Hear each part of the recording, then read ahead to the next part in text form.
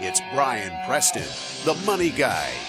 Kevin has a question for you guys. He says, I'm 19 and in college, and I have enough money to either pay for my school or max out my Roth. Which should I do? Wait a minute. I feel like we're being trapped here. Well, here's where, Kevin, I'd like to have a dialogue back and forth with you. Because the question I want to ask is, all right, well, if you don't pay for your school, who's going to pay for the school? Like, is this something where, like... I believe it's like taking out student like, loans. go get student loan debt. Should I Yes. go incur student loans, or should I max out a Roth? I've got kind of my thought on that, Brian. What's your... Do you want to weigh in on? You want me to tell what I think, and then you can correct me? Yeah, go ahead and go first, because I definitely have some opinions on this. So a lot of times when folks are in college or folks are young and they're like, man, I've got my money in my savings account, but I really want to fund the Roth. And I tell them, hey, one of the little known things about Roth IRAs that's great is they can serve as an emergency piggy bank. A lot of people think, okay, I got to put money in there and I can't get to it till I'm 59 and a half. And that's true. That should be the goal. That should be the strategy. However, you can always get to your basis, the contributions, the money you put into your Roth pre-59 and a half without taxes and without penalties. It's a little known secret that a lot of people don't know about, but I would not encourage you to use that. For young people who are trying to decide, oh, I'm nervous, what if I need that $1,000, if I need that $2,000?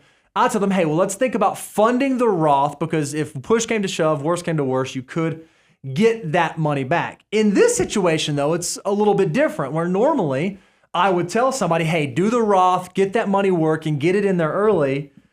I don't know that I would tell you to do that in lieu of going out there to accumulate student loan debt. Because the wonderful thing that you have going for you, Kevin, is even at 19, or especially at 19, you have the most valuable resource in the world on your side, and that's time. You can go look at our wealth multiplier, go to moneyguy.com/resources, and look at how powerful $1 can be for a 19-year-old. Well, what I want to encourage you about is $1 is still really, really powerful for a 20-year-old or a 21-year-old.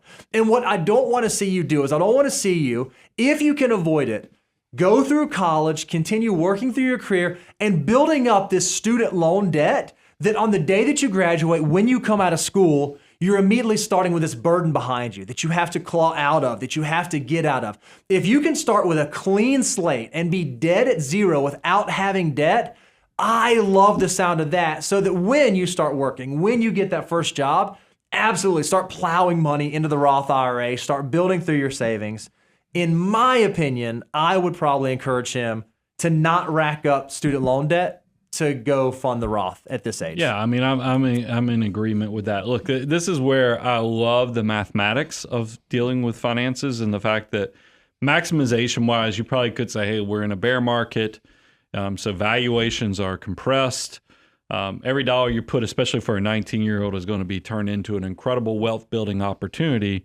But from a behavioral side, there is a risk, because I see so many people, young people, are in these traps of lots of student loan debt that I think keeps you, because debt is a constraint, and it's an encumbrance to keep you from having the flexibility to make decisions. So this is one of those things that goes beyond the mathematics, and it's more of the behavioral side of it, is that I would, if you can come out of college debt-free, do it. Mm-hmm. I mean, because if you can come out of school at 21, 22 years old, no debt, and then you can hit the ground running. Now, yes, there is an opportunity cost, incremental decision-making. You are foregoing putting that Roth money in, but you're also building the habit of, you're going to respect the tool of debt in a way so that you don't, because I'm just worried if you start going down this path, that in the short term, it could look like, man, I'm a genius for doing it this way. But if you don't set firm boundaries, you might find a few years in the future, you start justifying other exceptions to the rule, where it's being regimented, disciplined is one of the key recipe ingredients for building wealth. So I would focus on trying to be debt free. Now, look, also focus on, are you focusing on a major that will have great earning potential after you get out? Are you also making sure you're paying attention to what's going on in the world of student loan debt, because that has something to do with it? So maximize all the decision making there, but definitely, I mean, I would love at some point when you do get out, of college that you can start maxing out that Roth. And tell me if you've because when you were coming through school, were student loans like super popular? Like, did a lot of your peers, were they having to get student loans to pay for college? They and that sort of- were, but the numbers were significantly lower. As we've shared, I mean, we've done education shows, and it makes me so sad because I'm a huge proponent of education. It's what we come from. Humble beginnings, but the ladder of opportunity was getting a good degree and a good education, and then earning great earnings from that education.